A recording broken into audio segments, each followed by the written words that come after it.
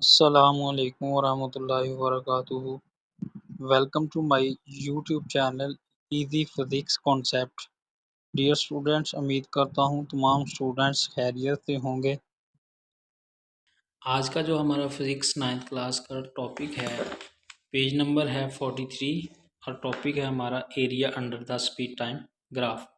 Previous lecture के अंदर हम डिस्कस कर चुके हैं कि स्पीड टाइम ग्राफ क्या होता है।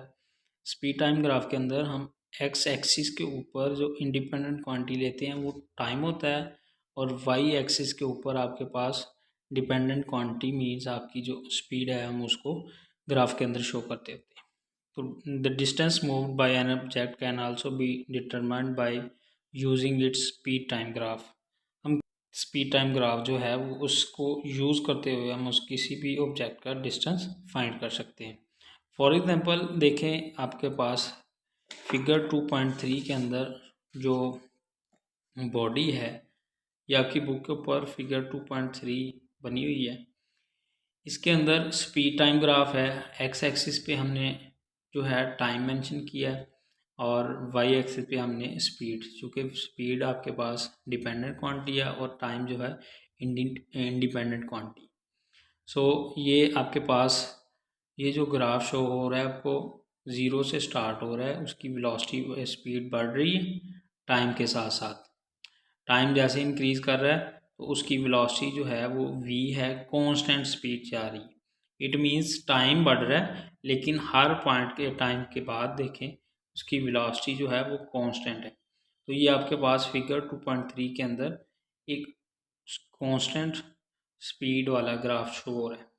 अगर हम बात करें इसके एरिया अंडर द ग्राफ, अब इस ग्राफ के अंदर जो इसका एरिया बन रहा है, तो ये देखें जो मैंने शेडेड एरिया किया है, इसके अंदर यहाँ पे ये जो आपको फिगर नज़र आ रही है, अगर हम इसको देखें तो ये रेक्टेंगल है।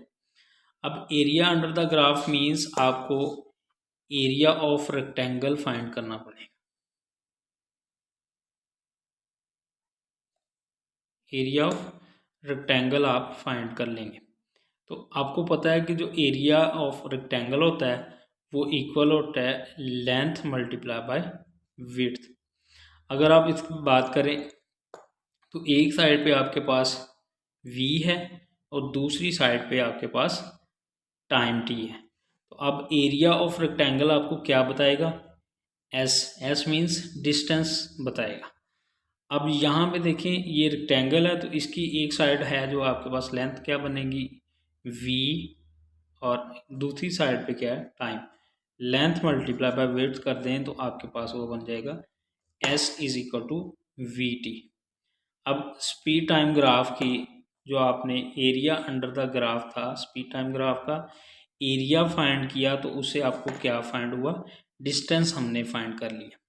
तो ये देखिए आपके पास एक स्पीड टाइम ग्राफ है जो कि आपकी बॉडी को कांस्टेंट स्पीड के साथ मूव कर रही थी, तो उसकी एरिया से हमने क्या फाइंड कर लिया? बॉडी का डिस्टेंस फाइंड कर लिया।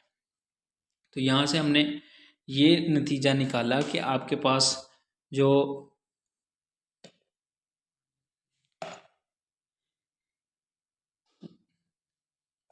स्पीड टाइम ग्राफ के अंडर जो एरिया आ रहा है वो असल में न्यूमेरिकली किस चीज़ के इक्वल है? आपकी बॉडी के डिस्टेंस के इक्वल है कि बॉडी ने कितना डिस्टेंस फाइंड करी।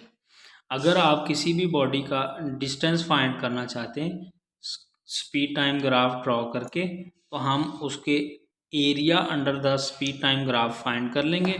तो एरिया अंडर द ग्राफ जो है वो असल में हमें क्या बताएगा? वो हमें बॉडी का डिस्टेंस जो है वो बताएगा।